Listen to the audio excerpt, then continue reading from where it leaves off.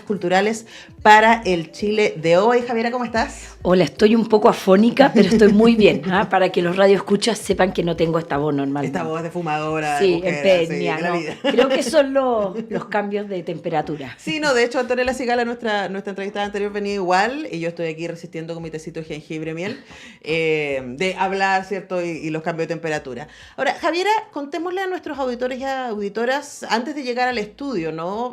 Su contexto. Entiendo que el Centro de Estudios Horizontal lleva más de una década trabajando en distintos ámbitos que tienen que ver con observar la construcción del país desde distintos puntos de vista. Hablemos de eso. Sí, fue fundado el Centro de Estudio Horizontal el año 2012 por Hernán Larraín, Ignacio Briones, Leonidas Monte, un grupo de personas en un centro de estudios liberal, ligado a la centro-derecha liberal, que ha trabajado en temas como democracia. Fueron uno de los primeros centros de estudio del sector que se metió en los temas de la nueva Constitución, sobre temas de educación, pensiones, y bueno, desde hace 2 años estamos trabajando con temas de cultura. Uh-huh.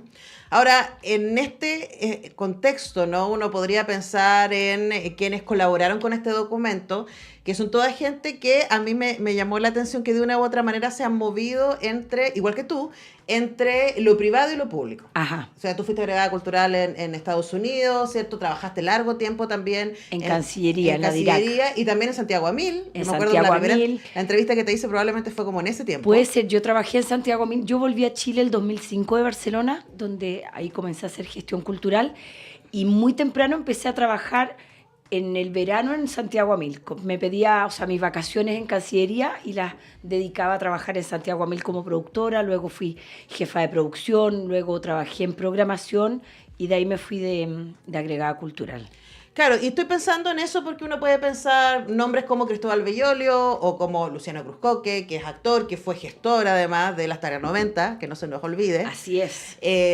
Luego fue ministro, ¿cierto? Ahora es senador. Hay caminos, ¿cierto? De este grupo de personas que escribieron este documento: Magdalena Ninat, Ricardo Aguaguad, Emilio de la Cerda, Juan Carlos Silva, que fue subsecretario de Cultura, Juan de Dios Larraín, que es destacadísimo, productor, ¿cierto? Es la mano derecha o izquierda, usted escoja, yo creo que es la mano derecha, de Fábula. Sí. Junto con su hermano Pablo Larraín están haciendo cosas muy importantes para el cine chileno, sin duda, además de trabajar hace rato ambos en el cine internacional. Y este grupo de gente fue la que escribió este documento. Sí, además está Leonardo Ordóñez, que trabajó conmigo en la edición de este texto, que trabajó en la Corfo cuando se creó la ley del cine, luego ocupó un cargo que hoy día es la Subsecretaría de Cultura con Paulina Urrutia. Y es uno de los gestores de City Lab. Así es. Lo queremos mucho, Leo Ordóñez es un genio. Mira, este documento, que es el primero de una serie de documentos, con este documento comienza una colección que vamos a lanzar sobre temas de políticas públicas culturales.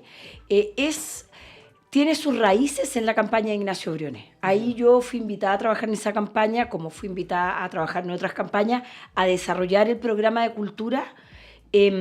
Y ahí tocamos una variedad de temas. No todos ellos están en este documento. Es por eso que lo que lanzamos fue una colección, porque, por ejemplo, aquí no viene el desarrollo de industrias creativas o de economías creativas, no viene todos los temas de multiculturalidad.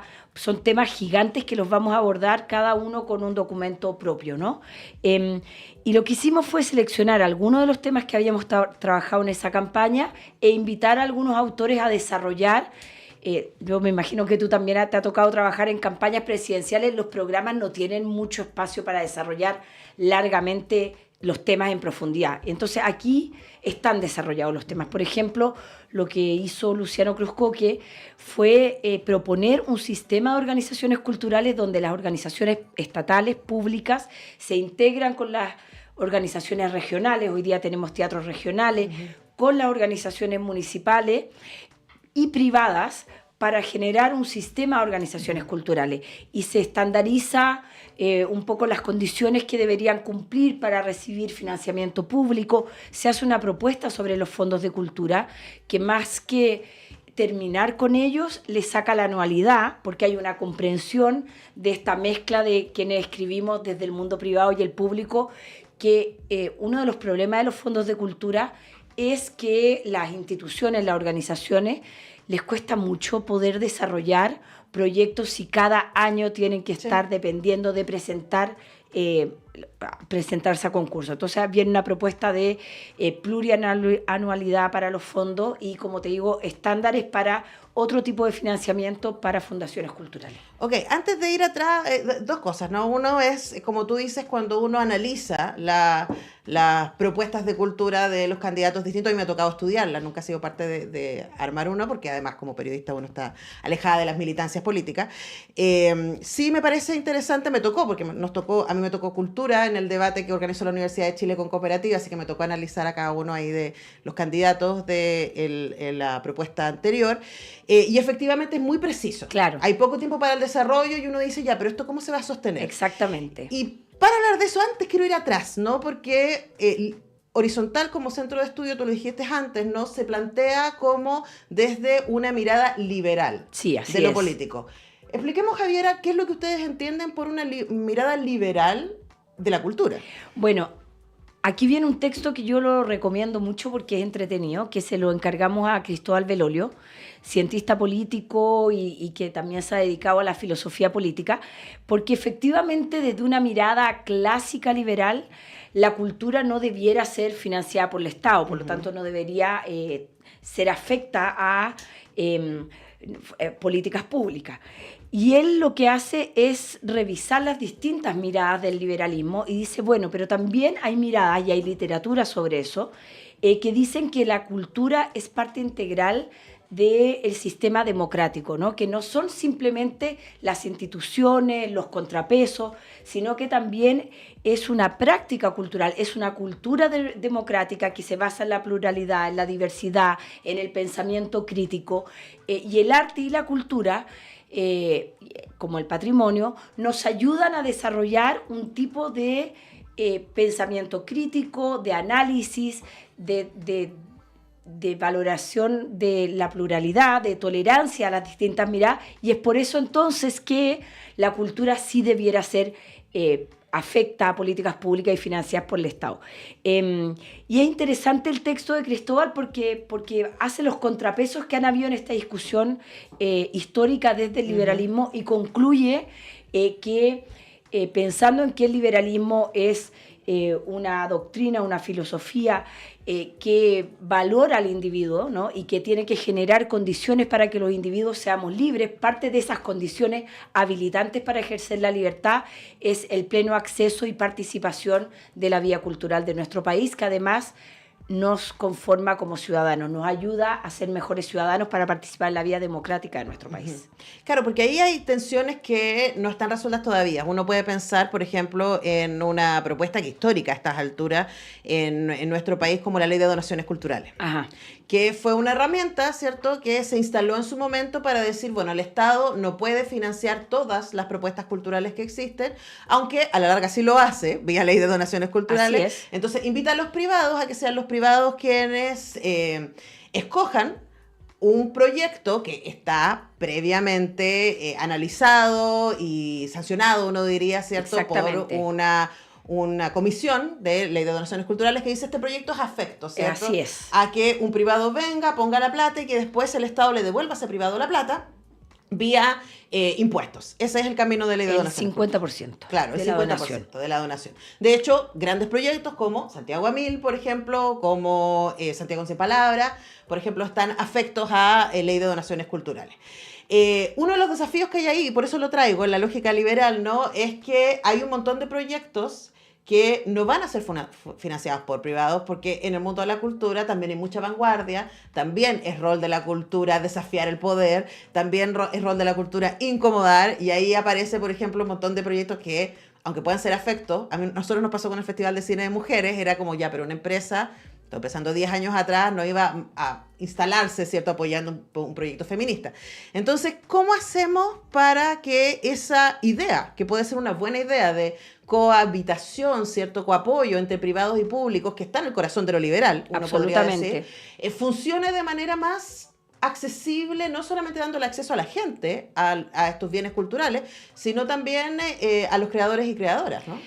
Súper interesante la pregunta que me acaba de hacer. Perdón el largo contexto. No, pero es que a mí me parece que toca muchos temas que creo que son interesantes. Primero, aquí viene un texto de la Magdalena Ninat que se ha dedicado a estudiar la filantropía, trabajó en el ministerio con Luciano y viene una propuesta porque de los estudios que se han hecho sobre los donantes y los donatarios, o sea, quienes reciben las donaciones culturales en Chile están, pese a que ha sido una buena ley, súper concentradas. O sea, del 100% de proyectos que se presentan, son financiados menos del 10%. Las organizaciones que reciben las donaciones son organizaciones grandes, porque para participar del sistema que plantea la ley de donaciones hay que tener contadores, o sea, la rendición, debido a que son fondos públicos al final, tienen que ser muy exhaustivas. Entonces, instituciones pequeñas, de regiones, con pocos años de profesionalización y sin una unidad que pueda presentar el proyecto y rendirlo, no tienen cómo quedar seleccionados por la comisión que decide que un proyecto cultural es afecto o no. Entonces, aquí viene... Pero luego pasa lo otro, perdón que te interrumpa, porque incluso si uno queda afecto, y lo digo por experiencia propia, pero también porque conozco muchos casos, luego ahí está el abismo, en llegar al privado. Por eso, entonces aquí hay una primera propuesta de simplificación de la ley, pero además de un mecanismo que se utiliza en algunos otros países, que son comisiones que ayudan a organizaciones que no han podido acceder a los fondos a traspasar experiencia, ¿no? Y cómo poder ayudar a la ampliación de la base de no solo de los donantes, porque en Estados Unidos los particulares también donan. Por supuesto, uno entra a cualquier museo y es la sala Smith Carvalho. No, y tú si te haces socia de un museo, o sea, tienes el abono anual, eso es considerado una donación. También hay la manera de participar en filantropía en Estados Unidos, en que tú donas tiempo, no siempre dinero. Bueno, hay una manera más sencilla de donar, hay una propuesta, y también una comisión que permite acceder a organizaciones que no han accedido. No me metió todavía en la cosa editorial. Entonces aquí viene una propuesta concreta para ampliar la cantidad de donantes, de quienes reciben y de cómo democratizar el acceso a las platas vía ley de donaciones.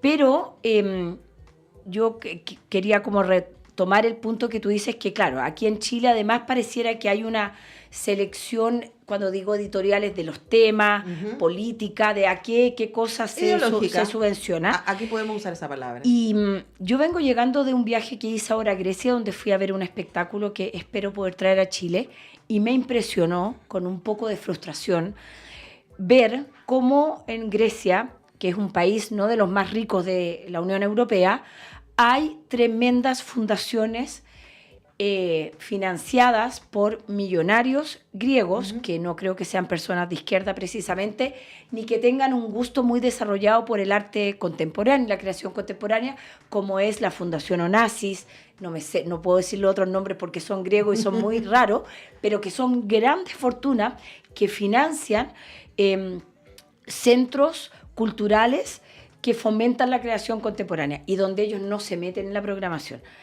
Me dio mucha envidia porque realmente ellos se dan cuenta de la importancia de la vida cultural y no de la cultura que precisamente a ellos les gusta, ¿no? No quiero decir con esto que solamente la creación contemporánea sea lo que haya que financiar. Por supuesto que... Pero es lo que menos se financia. Es lo que menos se financia en Chile.